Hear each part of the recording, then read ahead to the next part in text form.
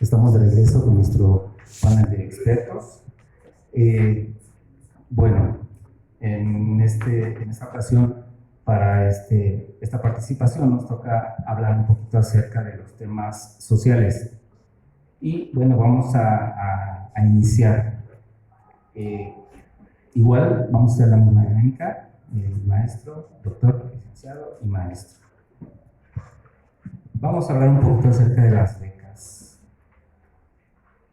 ¿Cree, maestro, que las becas sean un recurso que pueda ayudar, que pueda ampliar, que el gobierno en determinado momento camine como deba de caminar, como tiene que caminar?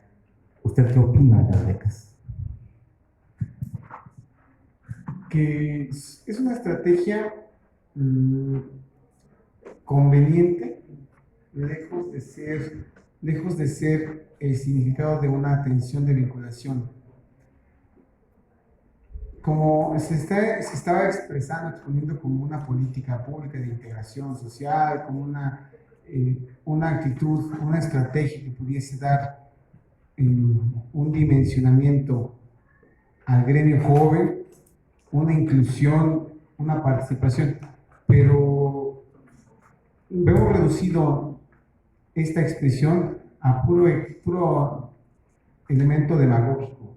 Realmente, ¿cuál es la consolidación de esa estrategia?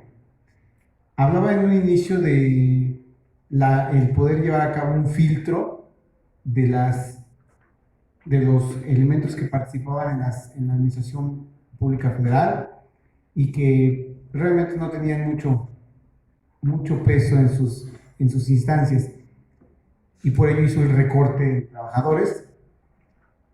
Y es precisamente lo que mencionaba estudios de Colmex, se olvidé el autor, donde menciona que es el capital económico el que está sosteniendo el capital humano, que significan las becas, porque estos jóvenes involucrados en la enseñanza del desenvolver administrativo, esos jóvenes que están siendo respaldados con la tónica de poder ellos tener una capacitación, realmente están cumpliendo la labor general, auxiliar, que estaban desempeñando estos personajes que estaban colaborando en las administraciones. Es decir, te despido a unos, te contrato a otros. Obviamente el plus o el elemento, digamos, rescatable es que eran jóvenes, pero por lo demás está cayendo en las mismas prácticas, y eso no le da legitimidad. Está tapando un hoyo, abriendo el otro. Entonces eso es realmente dar certeza. Gracias. Doctor Armando, por favor. ¿Qué pienso respecto a las becas que está proporcionando el presidente Andrés Manuel? Bueno, he de comenzar primero con una crítica a los programas asistencialistas, clientelares, que bueno, no son nuevos, ya vienen desde varios sexenios atrás, pero que digamos que el presidente actual quiere potencializar al máximo. ¿Por qué? Porque ya lo había dicho anteriormente, lo que quiere es perpetuarse en el poder. Él es un tirañuelo de país bananero. En realidad eso es lo que es el señor Andrés Manuel López Obrador, aunque suenen fuertes mis palabras. Entonces lo que quiere hacer es crear estos programas para consolidar clientelas electorales.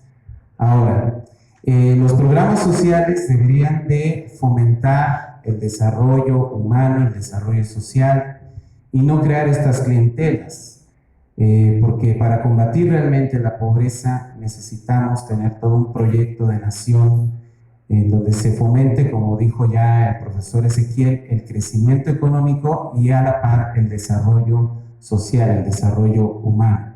Y hasta el momento con estos programas pues no se está logrando.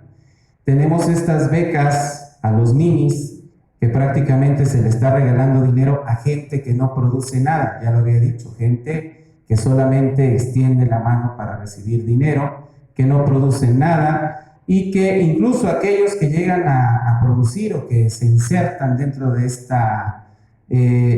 programa donde van a las empresas a ofrecer sus servicios, pues resulta que también llegan a ser perjudicados porque prácticamente se les da su beca supuestamente para capacitarse dentro de estas empresas, por ejemplo la Coca-Cola, y la Coca-Cola se deslinda de proporcionarle los derechos laborales que tienen sus trabajadores de planta, ¿no?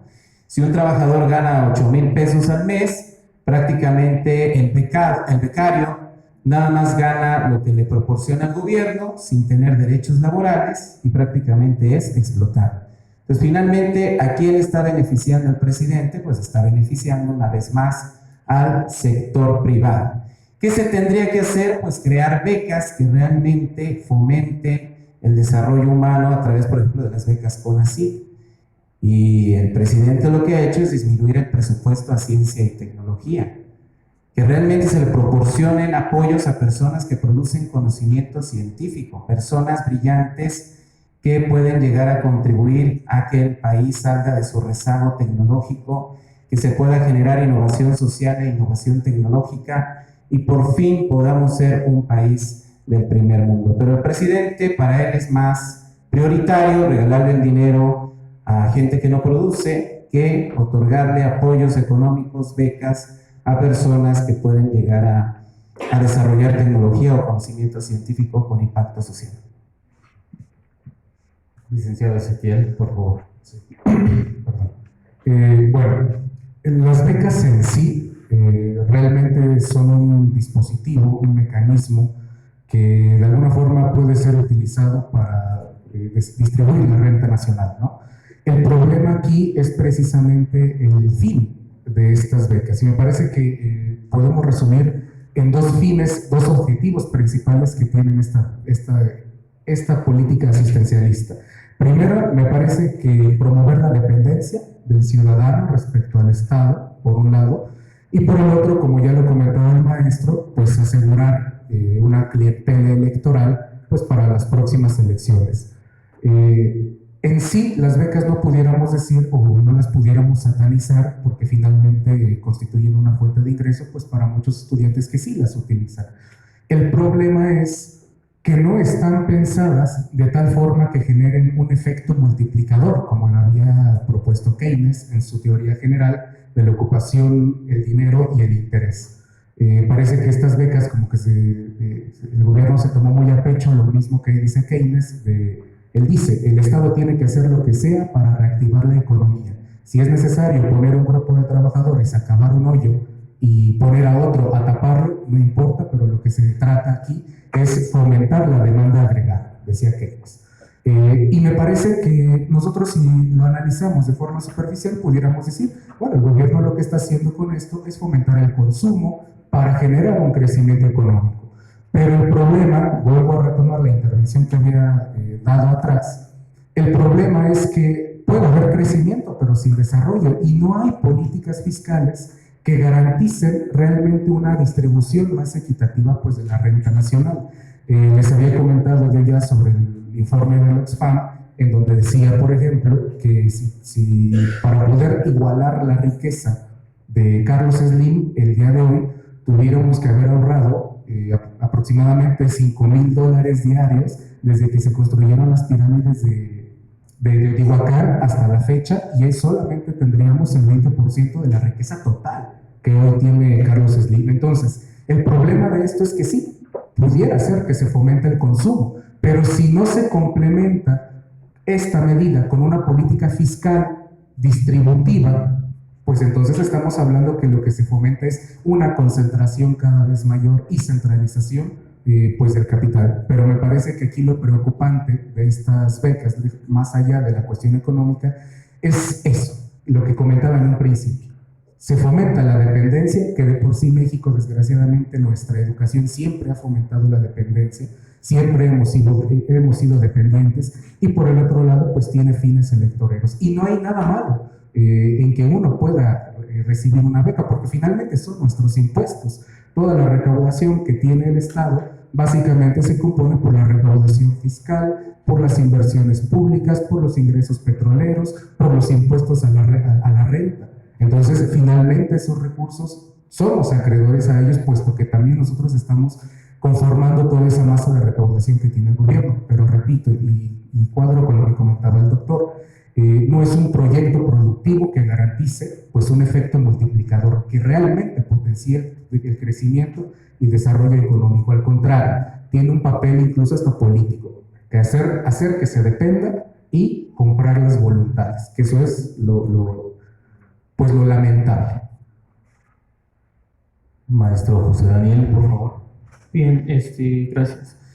Las becas tienen un objetivo específico también, y estos programas asistencialistas, nuevamente retomo la historia, vienen de la implementación del sistema neoliberal durante los 70s, porque vino algo que se llamó el modelo de sustitución de importaciones. El Estado mexicano ya no produce.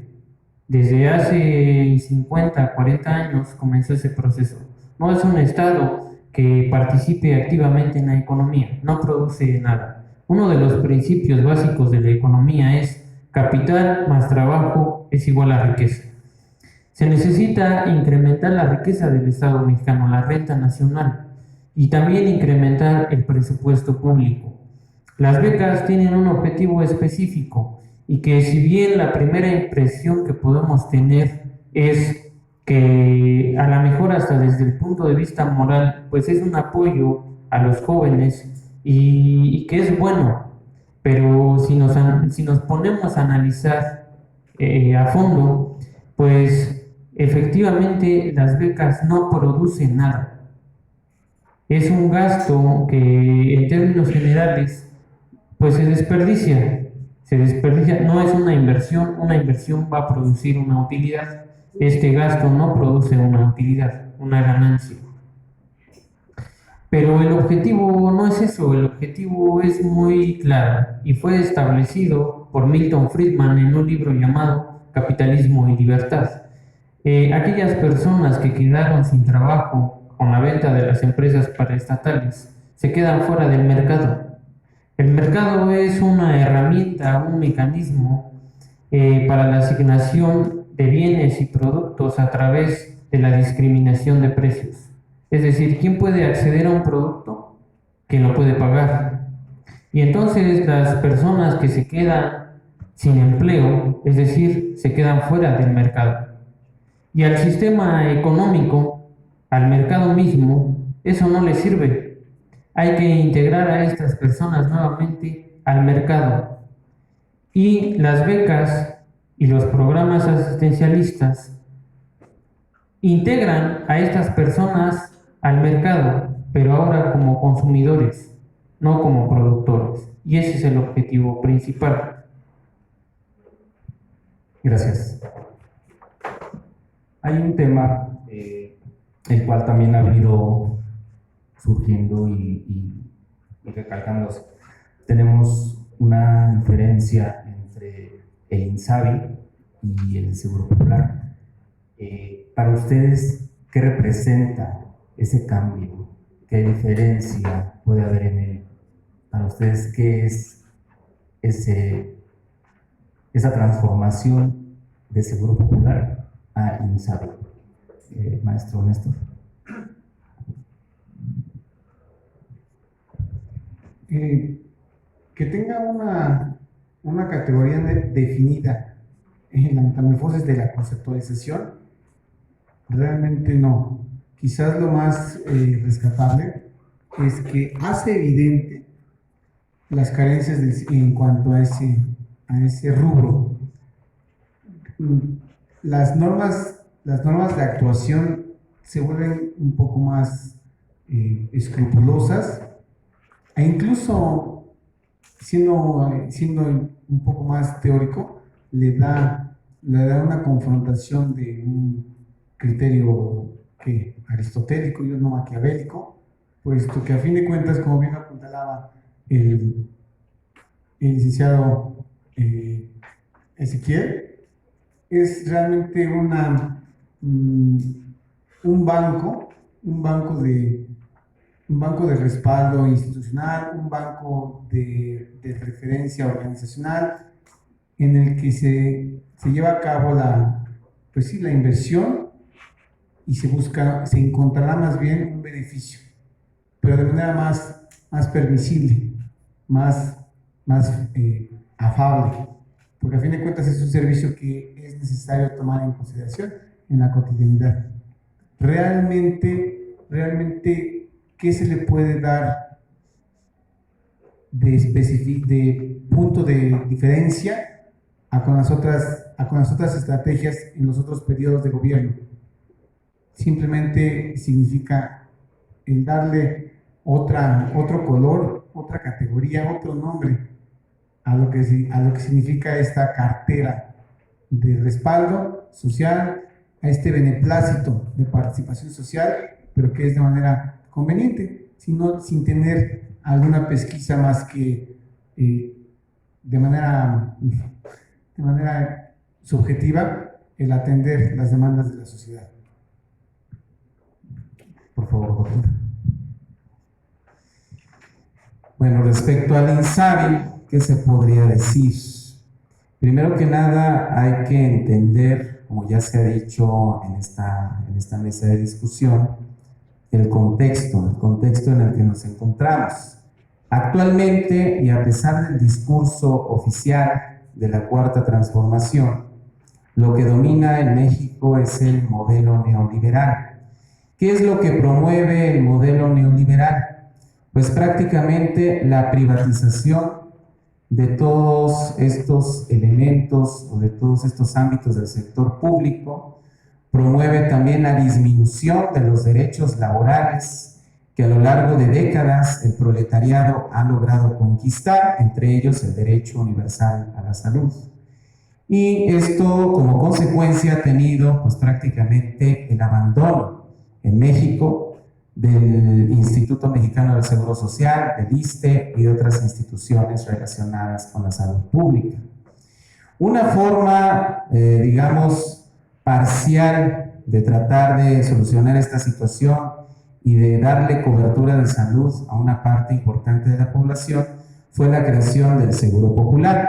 Nada más que hay que entender que también al Estado burgués, al Estado capitalista, no le interesa a la gente como tal. Lo que le interesa, bueno, pues es que el trabajador recupere su fuerza de trabajo y al día siguiente siga produciendo riqueza para los dueños de los medios de producción.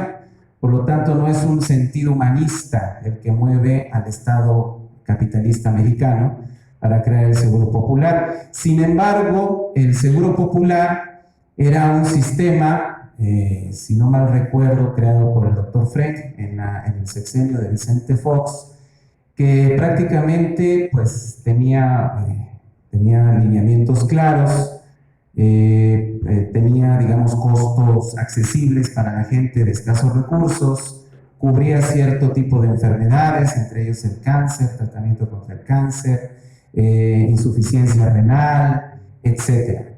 Y ahora con este nuevo programa, que muchos de manera cómica le llaman quién sabe, porque no sabemos dónde están los medicamentos, no sabemos dónde están los tratamientos para niños con cáncer, pues es una improvisación más de la Cuarta Transformación, es una ocurrencia más del señor presidente.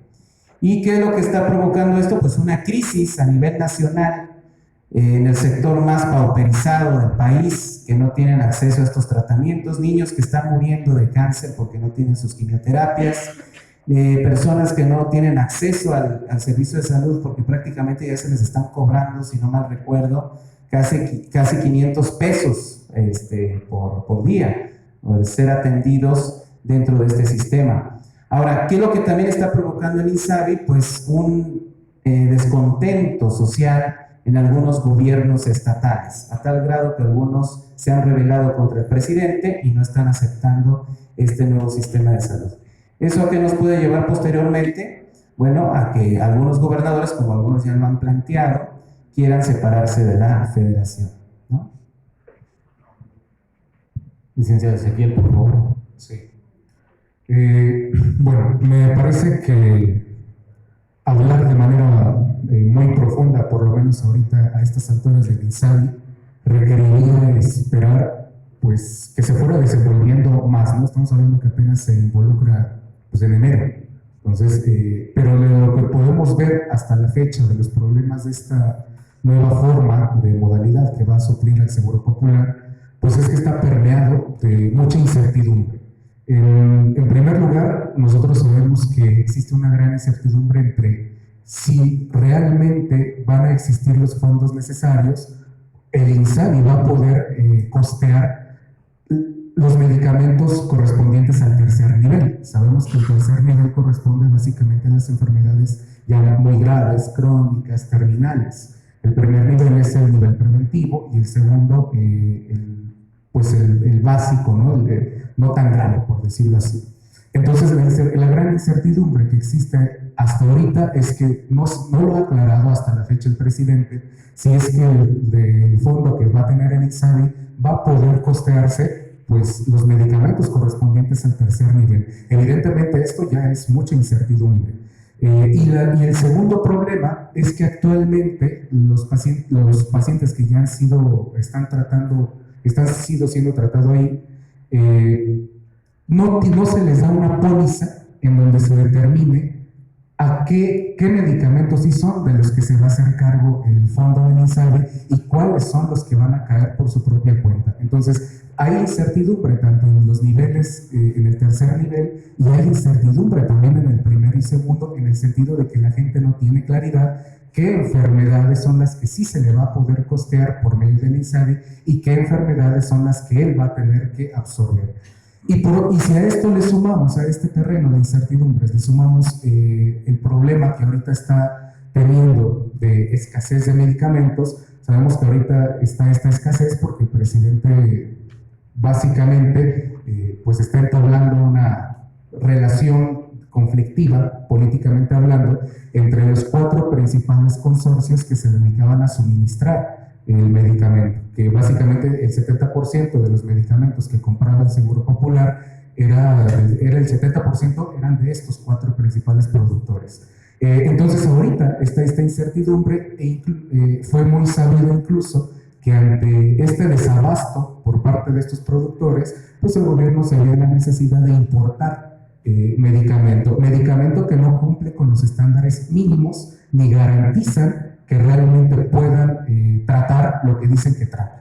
Entonces, pues actualmente lo que podemos ver por el poco tiempo que lleva de vida este organismo, pues es una gran incertidumbre, falta de planificación, falta de aclarar realmente qué alcances y límites va a poder tener ese fondo y pues evidentemente esto, como también lo comentaban ya aquí mis compañeros, pues a quien repercute de manera directa, pues desgraciadamente siempre es a la clase trabajadora, ¿no? Solamente los ricos son los que pueden comprar la salud y la clase trabajadora pues siempre se queda en la espera. Gracias. Maestro Daniel, por favor. Sí, gracias. Bueno, el INSABI, realmente los servicios públicos, en términos generales, tienen muchas deficiencias. La seguridad y la salud es un servicio público que no se queda fuera de este esquema de las deficiencias. El desabasto de medicamentos ha existido siempre. En el Instituto Mexicano del Seguro Social, en el ISSSTE, en otras dependencias gubernamentales, y que también se debe a diversos factores. Por una parte, el financiamiento, quienes administran, los directivos, tiene que ver con todo un espectro administrativo y financiero. Y efectivamente, como mencionaba el licenciado Ezequiel, hay una confrontación entre el sector privado y ahora el sector público, ya que anteriormente quien proveía a los hospitales de medicamento pues eran diferentes empresas privadas, porque incluso si ustedes acudían a una consulta en una dependencia pública, el medicamento era ya otorgado muy al estilo estadounidense, con un brazo robótico medido, el gramaje con un brazo robótico, y en un frasco de color naranja con una tapa blanca y una etiqueta con el nombre del derechohabiente. Y al venir todo este tránsito, pues hay un choque, una confrontación de recuperar terreno de lo público y por supuesto el sector privado no lo permite, pero al ser el elemento que provee de diferentes elementos primarios para el funcionamiento de los hospitales, obviamente pues hay un desequilibrio. También había una crítica hacia las reglas de operación de este INSABI que fueron publicadas en el pasado diciembre. Todavía hay muchas lagunas dentro de las reglas de operación. Gracias. Pues para terminar, vamos a platicar un poquito acerca de lo que es, o nos gustaría que nos platicaran un poquito acerca del recorte presupuestal, que nos den un punto de vista, que nos puedan hablar un poquito acerca de cómo debería ser o cómo debiera ser este primer año de gobierno con respecto a las decisiones tomadas por el presidente Andrés Manuel López Obrador acerca del recorte presupuestal. ¿Qué es lo que nos pueden aportar, maestro Néstor? Recorte presupuestal. Pues es una justificación muy laxa, dado que no le está dando un sustento de manera categórica. No está justificando de manera evidente criterios quali de criterios quanti, sino únicamente lo hace de una manera muy grosa, sin dar mayor apuntalamiento a su justificación. Eso es lo que se expresó desde un principio. No da certeza de una congruencia, dado que no legitima sus puntos de acuerdo, no considera todas las magnitudes, no considera las variables componentes de la organización de la sociedad. ¿Qué significa ese recorte? Pues que realmente está para salir del paso, de que no le da dando la congruencia necesaria al orden, a la organización, a la planeación, al priorizar los puntos que darán la cimentación de su desarrollo, del crecimiento. ¿En qué condiciones nos encontramos en evaluación para significar el Producto Interno Bruto en que nos encontramos? ¿En cuáles son las condiciones en que está el desarrollo social? ¿Cuáles son las condiciones de asertividad? ¿Cuál es incluso, de manera muy grosa, el punto de aprobación o el acuerdo que tiene la ciudadanía de las estrategias que él, en su carácter más mesiánico, está tomando? Ninguna.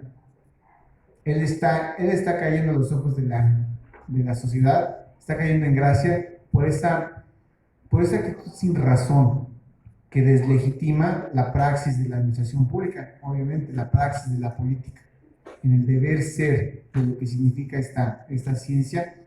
Debería de sustentar, pues sí, de manera más verificada, más sustancial, todas las estrategias que él está exponiendo. ¿Qué nos significa? Insisto, es únicamente un personaje que está saliendo de paso y que lejos de haber abonado al criterio de democracia, de soberanía, está hundiendo más la imagen que tiene del mexicano, de que solamente salimos del paso. Gracias. Doctor Armando, por favor. Bueno, me gustaría hacer un pequeño paréntesis, retomando un poco el tema anterior rápidamente. Efectivamente, el señor presidente está confrontado con algunas empresas que distribuyen medicamentos. Una de ellas es la de la familia Saba, es una familia judía que en el año 2006 se sabe, eso el mismo presidente lo ha comentado en alguna ocasión, que le fue enviado un comunicado de la presidencia en la época de Fox diciéndole: todo está bajo control, López Obrador no va a ser presidente. Entonces, de alguna manera, la familia Saba y otras familias participaron en aquel entonces para impedir de alguna forma que no llegara Andrés Manuel López Obrador a la presidencia. Aquí lo cuestionable es que el presidente prácticamente llegó al poder para vengarse, no para hacer justicia social, no para hacer las cosas correctamente como gobernante. Entonces pareciera que más bien esto de enfrentarse a estas empresas no lo hace con un afán de justicia social, de combatir la corrupción, sino con un afán de venganza a ciertas familias que se enfrentaron a él durante el año 2006 cuando se lanzó por primera vez como candidato a la presidencia de la República. Y bueno, ahora retomando lo del recorte del presupuesto, considero que el presidente se está dando un balazo en el pie con esta famosa inventada austeridad republicana. Prácticamente él despidió a muchos funcionarios del sector público, los dejó sin empleo, él no tuvo la sensibilidad con estas personas, y lo que no entendió, y eso muchos economistas lo han dicho, muchos periodistas, que prácticamente lo que hizo fue empezar a frenar la economía, porque estas personas que estaban en esos puestos clave del sector público tenían créditos automotrices, tenían hipotecas, tenían hijos en escuelas privadas, y finalmente todo eso, todo ese gasto de esas familias genera un crecimiento de la economía, que la economía se esté moviendo. Entonces, al despedir masivamente a estas personas, lo único que está haciendo es que sectores como la automotriz, el sector de la construcción, inmobiliario y demás, empiecen a estancarse, o el sector también turístico, ¿no? Entonces, creo que es una irresponsabilidad de su parte, y además también se ha visto que con el recorte presupuestal, lo único que ha logrado es acabar con programas sociales que beneficiaban a los más pobres de este país. Por eso muchos académicos, muchos intelectuales, activistas como el doctor Brasil Acosta Peña, se hacen la pregunta, ¿primero los pobres? ¿No se supone que ese era el lema de campaña de Andrés Manuel? ¿Primero los pobres? Y gracias a este recorte presupuestal, lo único que ha logrado es que Prospera deje de existir, que dejen de existir las guarderías para madres solteras, dejen de existir estas casas de protección para mujeres maltratadas, deje de existir también programas como el Seguro Popular, que prácticamente eran programas que ayudaban a paliar, por lo menos en parte, la pobreza más extrema de este país. Entonces considero que el presidente, insisto, vuelvo a caer en el mismo punto, es un presidente de improvisaciones, es un demagogo, es un populista, y por lo tanto no debería de extrañarnos todas estas consecuencias negativas que estamos viendo en su gobierno. Gracias, doctor. Por favor, licenciado Ezequiel. Sí. Bueno, creo que este recorte presupuestal se tiene que analizar en términos de reasignación presupuestal, ¿no? Es decir, las instituciones a las cuales se les está recortando, pues evidentemente ese recurso que se les está retirando tiene otra finalidad, está destinado a otra cosa. Y me parece que aquí volvemos a lo mismo. Me parece que el Estado pues no tiene una visión de generar lo que comentaba, citando a Keynes, pues un efecto multiplicador. Mismo Adam Smith, teórico del liberalismo económico, él decía en La riqueza de las naciones, el Estado sí tiene que existir y sí tiene que intervenir, no en la economía, sino en el orden público, primeramente, y dos, en garantizar los bienes y servicios que la iniciativa privada, por no serles redituables, el Estado, por tanto, tiene que realizarlos. Entonces, los mismos liberales lo comentaban. Entonces, esta reasignación estatal, esta reasignación del presupuesto, se ve reflejado en eso. El gobierno ya está dejando de lado incluso hasta su papel que tiene de generar las condiciones necesarias para consolidar las instituciones.